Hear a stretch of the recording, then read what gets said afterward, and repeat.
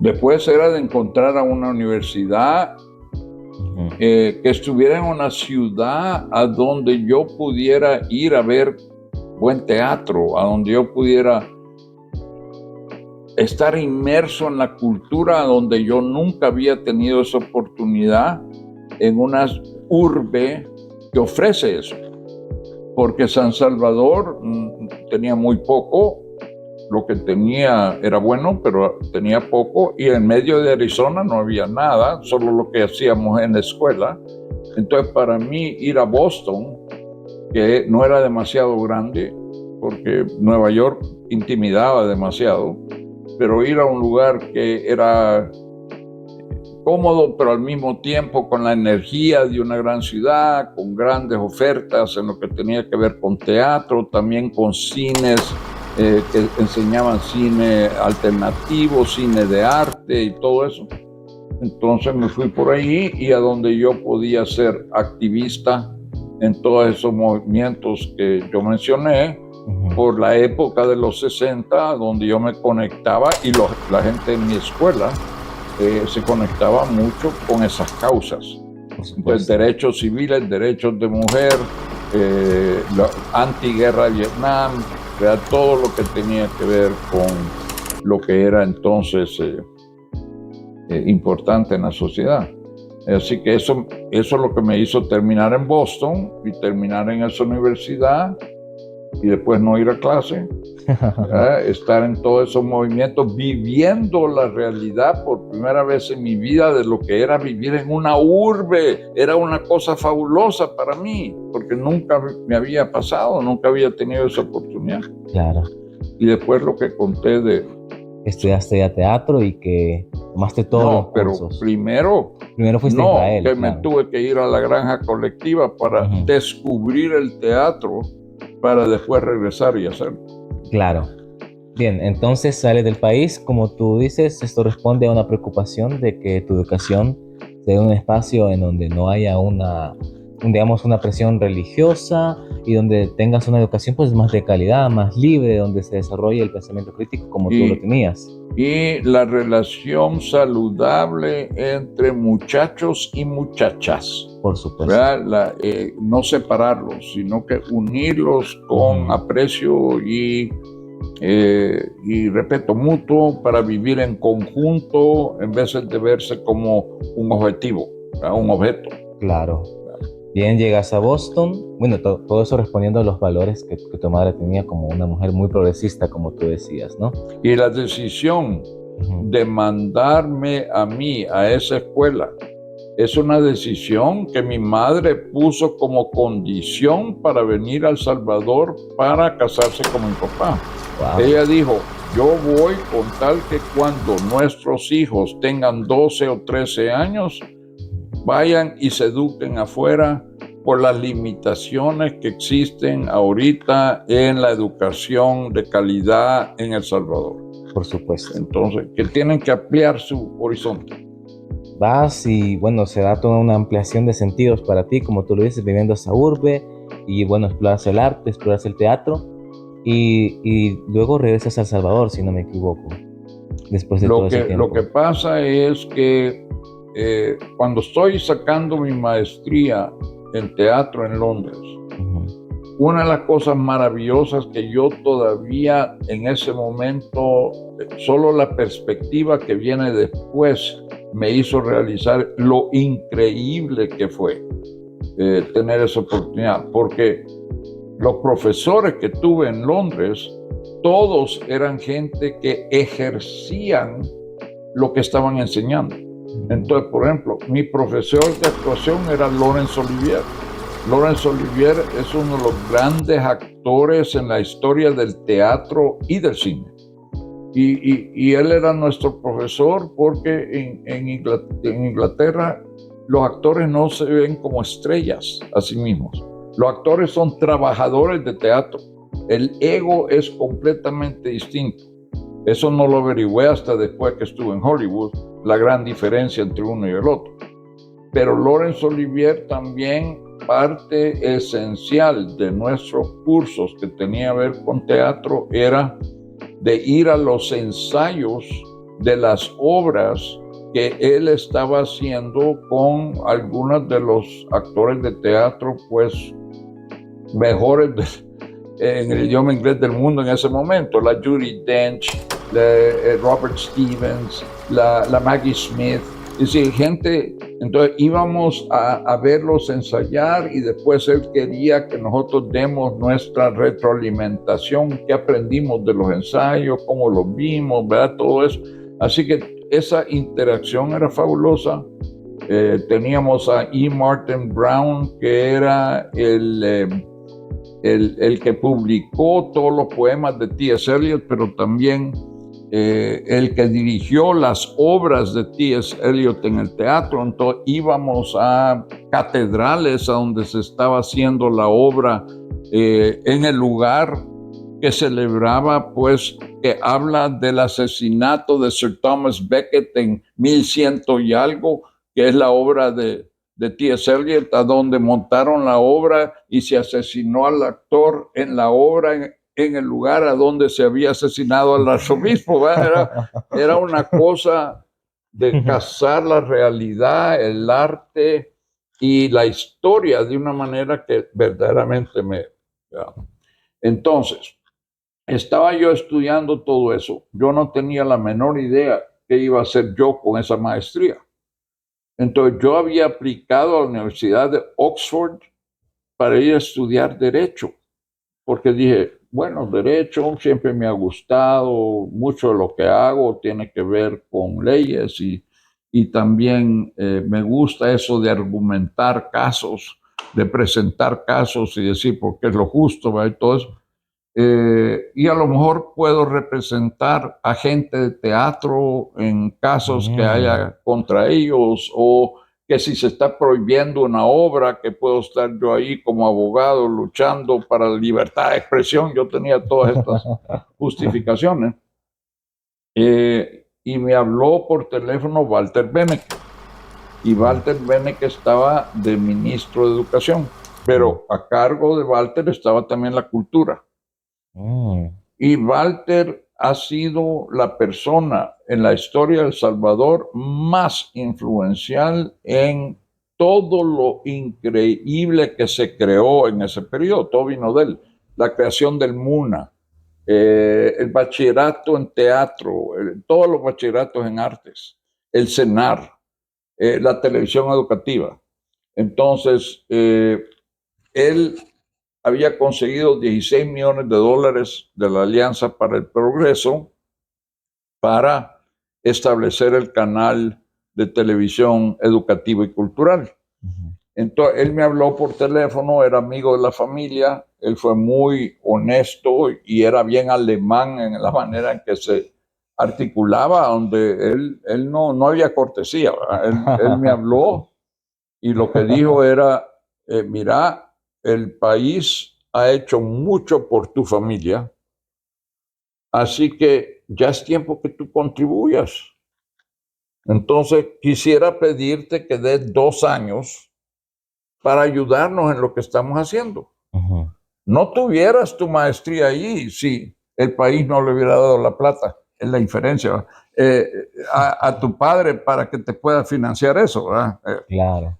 Entonces,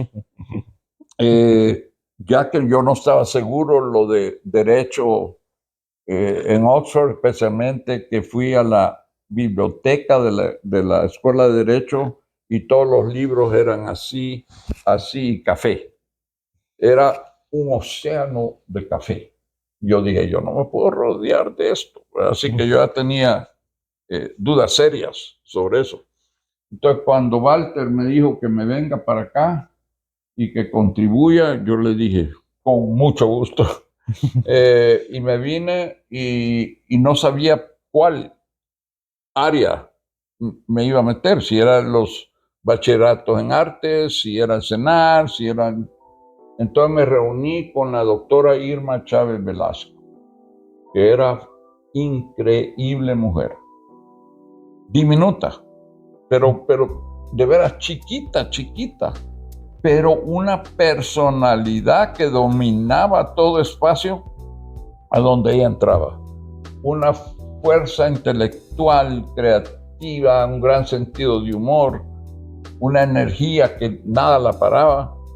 Entonces me reuní con ella y me enamoré instantáneamente de la energía y la visión de ella.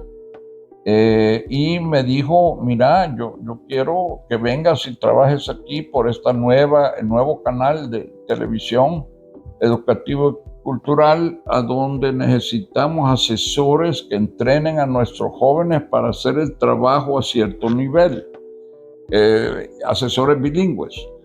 Y entonces quiero que visites lugares en Estados Unidos a donde enseñan lo que nosotros queremos aquí formar, lo que queremos formar, y que encuentres a bilingües, asesores que están dispuestos a venir a El Salvador por 2 semanas y me encantó la idea. El primer lugar a donde fui fue el conservatorio del AFI, del American Film Institute. Me reuní con Tony Vallani, que era el jefe. Le conté lo que estábamos haciendo y si él tenía a alguien que me podía recomendar. Y él dijo, mira, yo acabo de recibir una carta la semana anterior, coincidentalmente, de Roberto Rossellini, que era uno de los cineastas más importantes en la historia del cine, por supuesto, italiano, el creador del neorrealismo, se llama el estilo, pues, del cine. Y él me escribió que quería mucho venir a El Salvador porque había leído lo que se estaba haciendo en este nuevo programa que Walter Beneke había creado. Y entonces, cuando me dijo eso, yo agarré el teléfono en la oficina de él, le hablé a la doctora y le dije, estoy con Tony Vallani. Él me dice que recibió una carta de Roberto Rossellini y que había dicho independientemente que quería venir a visitar, y ella me dijo, ya no tienes que decir nada, invítelos. Y en ese momento los invité a ambos que vengan a ser nuestro asesor en el canal sobre cierta programación que estábamos preparando. Y los consejos de Rossellini fueron increíbles. Me enamoré totalmente de la manera en que él veía que se tenía que hacer cine a ese nivel. Yo nunca había pensado en cine en mi vida, pero estar con él fue muy estimulante. Después yo estaba dirigiendo una obra de teatro en la CAES. Él vino a esa obra y después él me convenció que yo tenía que estudiar cine, y Tony Vallani, en ese momento que estaba con nosotros, me ofreció la beca para 2 años para un fellowship, ¿verdad? Que es una beca no basada en necesidad, sino que en cuanto creen ellos que lo quieren a uno, que esté allí por lo que uno puede aportar con la presencia, porque Tony Vallani dijo que la gran mayoría que venían a estudiar cine ahí venían del lado técnico, pero no tenían el conocimiento del teatro, lo que ofrece el teatro para complementar lo técnico, quiere decir dirección de arte, diseño vestuario, trabajo con actores, todo eso. Él sentía que se necesitaba allí, que era lo que yo había estudiado y también trabajado. Entonces yo dije, yo nunca he pensado en esto en mi vida, pero porque le voy a decir no a lo que suena una gran aventura, aparte que me enamoré del trabajo de Roberto Rossellini, y entonces si él dijo que yo lo debería hacer, bueno, entonces, eso es lo que pasó. Y es cuando vuelves a salir del país y ya tienes esa beca, como tú dices, para ir y estudiar cine, estudiar cine en los Estados Unidos. Sí, en el Conservatorio del AFI, que está muy vinculado a la industria y respaldado por el Departamento de Estado. Entonces yo sabía de que no podía recibir los dineros para, por ejemplo, mi proyecto de tesis como director, pero sí como productor. Y eso salió naturalmente en la sociedad y amistad que formé con alguien. La primera semana que estuvimos ahí ya nos habíamos apadrinado. Ujú. Alguien que solo había hecho documentales, 2, que había vivido en una comuna, que era budista, que 3 veces al día tenía como cerraba los ojos, se sentaba sobre una alfombra hindú y decía Nam Renge Kyung, Nam Renge Kyung, así. Era discípulo de Ramdas, que era un gran pues líder de ese culto, se puede decir. Ujú. Me encantaba cómo pensaba, sus amistades me gustaban, su relación con su chucho me gustaba. Así que nos hicimos muy buenos amigos y empezamos a explorar yo lo de él, que era el amor que tenía cine clásico, y la cámara y la luz, y él lo mío, que tenía que ver trabajar con actores y dirección de arte y cómo se deben ver las cosas, porque documentalistas no piensan en eso. Claro. Y era entonces el buscar un cuento juntos que nos gustaría después presentar para nuestro proyecto de tesis. Ujú. Porque de los 20 que empezamos, solo 8 podían recibir el permiso para hacer su corto de tesis. Quiere decir, uno tenía que pasar filtros. Así que eso. Bien, entonces tú te estableces en la universidad y empiezas a generar esa amistad con, bueno, creo que estás hablando de Peter, ¿no? Sí, De Peter, con quien compartiste el premio del Oscar. sí. Bien, pero después ustedes ya hacen su proyecto de tesis, como estabas mencionando, el proyecto de tesis. ¿Y cómo surge la idea de que fuera este corto en sí, de que fuera esta historia, este cuento? Bueno, antes que eso, él era uno de los cinéfilos más apasionados que yo conocía, porque me gustaba ir al cine. En Boston había ido al cine alternativo, el Orson Welles Theater se llamaba, a donde enseñaban cine independiente, cine europeo, pero nunca había sido un cinéfilo, que eso era mi pasión, ¿no? Peter, aunque era documentalista, era un gran amante y conocedor de todo el cine clásico. Empezando los rusos en 1920 y algo, ¿verdad? Y entonces él quería introducirme a mí a todas sus películas favoritas, empezando los 20, después los 30, después los 40, después los 50, los 60. Él seleccionaba sus favoritas de cada década. Y yo tenía un jardincito, él tenía un jardincito, entonces por 2 años, cada fin de semana, 2 películas sábado, 2 películas domingo.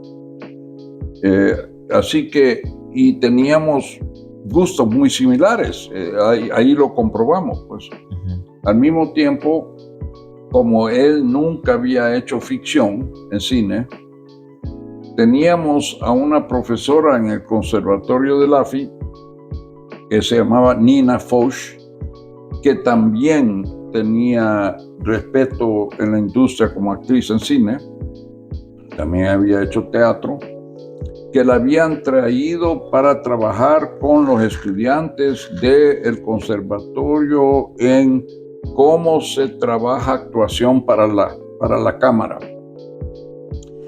Y ella, cuando averiguó cuál había sido mi trayectoria en términos de educación con teatro y los profesores que yo había tenido, entonces ella me reclutó a mí para ser su asistente en esa clase. Aunque yo era alumno allí, ella quería a alguien que le ayudara, que fuera parte de los colegas, pues.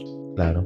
Entonces Peter también tomó esa clase y eso también ayudó a cementar la amistad nuestra a nivel profesional, porque él le gustaba mucho cómo yo lo que yo contribuía y cómo yo pensaba, y el hecho que yo era muy, y todavía, detallista, muy obsesivo, con las cosas se tienen que ver de cierta manera, que este personaje nunca usaría ese tipo de paraguas, sino que otro, pues basado en cómo la conocemos, todas las cosas que uno tiene que pensar para que todo lo que tiene un personaje refleje quién es esa persona. Claro. Lo mismo, en qué apartamento vive, qué tienen las paredes, qué colores le gustan, todas esas cosas. Toda Entonces la a él le identidad. encantaba eso. Y nos hicimos más y más amigos hasta que verdaderamente ya sentíamos que éramos familia. Entonces empezamos a buscar cuentos, pero había un cuento que él leyó de la Joyce Carol Oates que le recordaba mucho sobre una experiencia que él había hasta cierto punto vivido, porque estaba trabajando él como voluntario en la ciudad de Detroit, Michigan. Durante la guerra en Vietnam, gente que no quería ser reclutado para el ejército, podía buscar la alternativa de hacer servicio social por 2 años. Y eso, como el buen habitante de comuna que era y budista que era, entonces él se metió en eso. Entonces, él había vivido en Detroit durante ese periodo, a donde hubo una gran tragedia que fue muy mediática, a donde en el día más sacrosanto del judaísmo, que es el Yom Kippur, que es el significado del Día del Recuerdo, en la sinagoga principal de Detroit, que era como 1,200 personas, un muchacho se había levantado durante el servicio, sacado una pistola, mató al rabino y después se suicidó enfrente de 1,200. Wow. Y resulta que ese muchacho había sido un estudiante, el único judío estudiante en la Universidad Católica de Detroit, a donde la Joyce Carol Oates había sido profesora cuando era novicia. Entonces, las cosas allí, Peter sentía, tiene que haber alguna conexión con esto, ¿verdad? Claro. También resulta que el rabino era el psicólogo del muchacho que lo mató. Entonces, al leer el cuento, en el cuento, el muchacho se escapa del hospital psiquiátrico donde estaba y se duerme en la nieve. Es decir, un final totalmente distinto a lo que pasó con ese muchacho en Detroit, la misma ciudad donde ella fue profesora de Shakespeare en esa universidad católica. Entonces, él decidió llamarla, averiguando primero de que ella nunca había dado derechos para que su obra se adapte para cine. No tenía confianza porque ella escribe de una manera muy personal, qué piensa el personaje, qué siente el personaje. Hay mucha articulación de todo eso y ella no tenía confianza en el proceso de adaptación. Entonces, resulta de que ella escribió el cuento con ese final de él durmiéndose en la nieve antes que el muchacho había entrado a la sinagoga y había matado al psicólogo y se había matado a sí mismo. Antes de Entonces, ese hecho.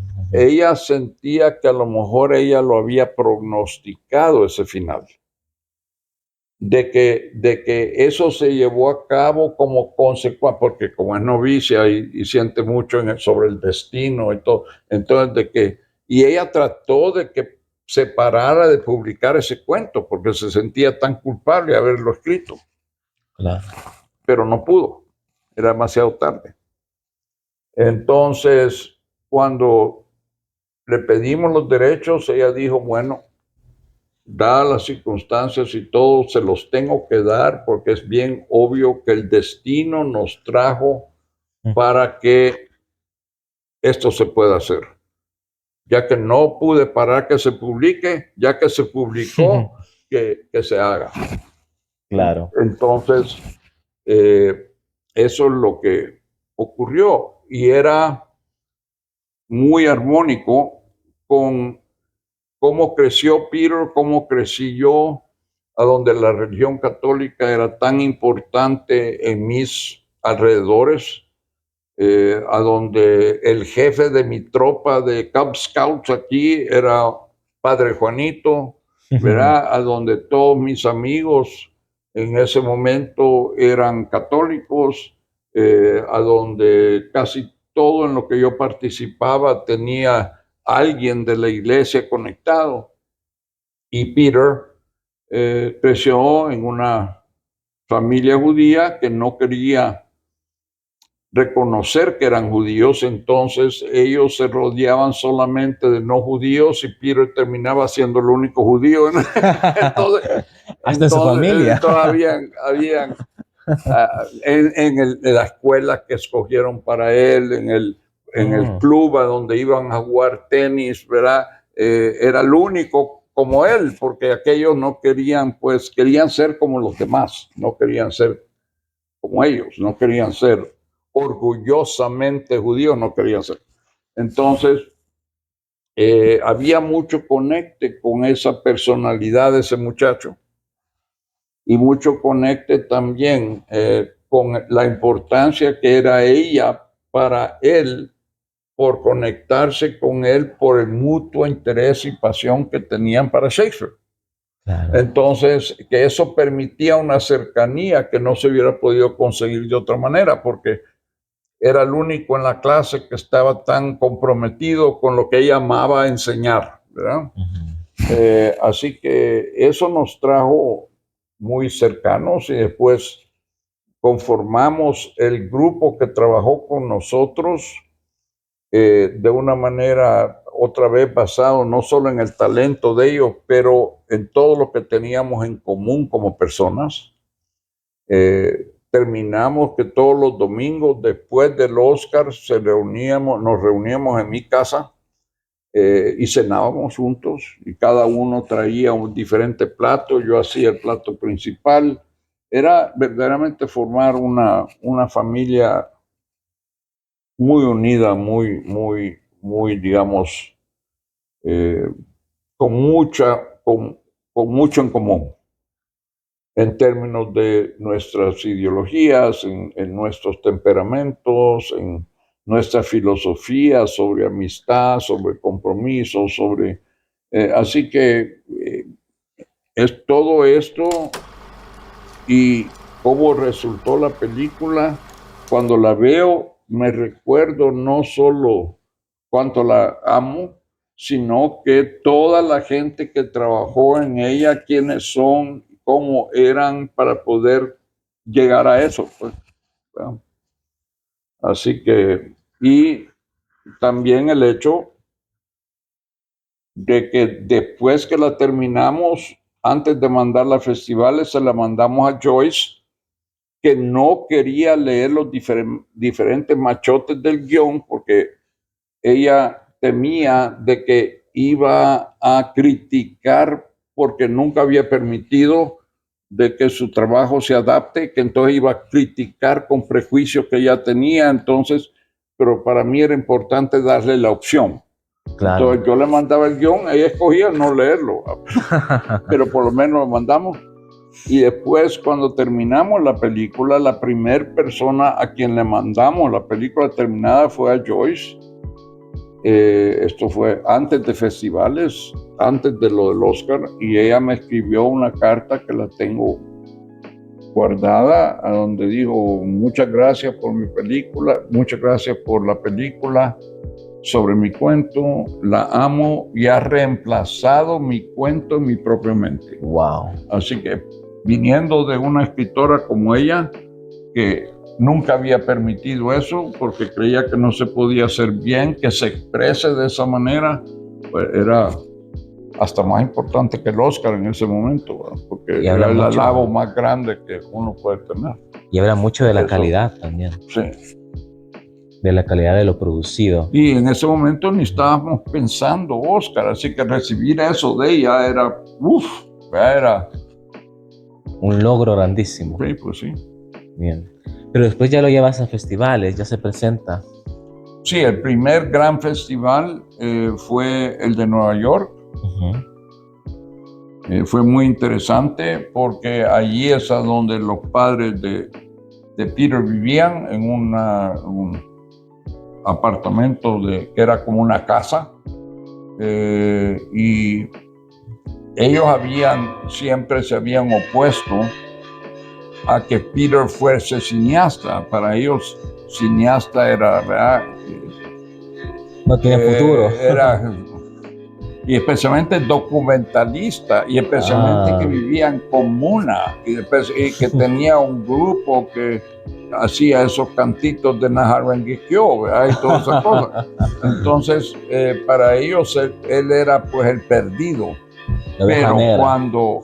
cuando el corto entró al Festival de Nueva York, que es una cosa de mucho lujo en Nueva York y prestigio, allí ellos querían hacer una fiesta para celebrar que el corto entraba allí como si fuera el corto de ellos.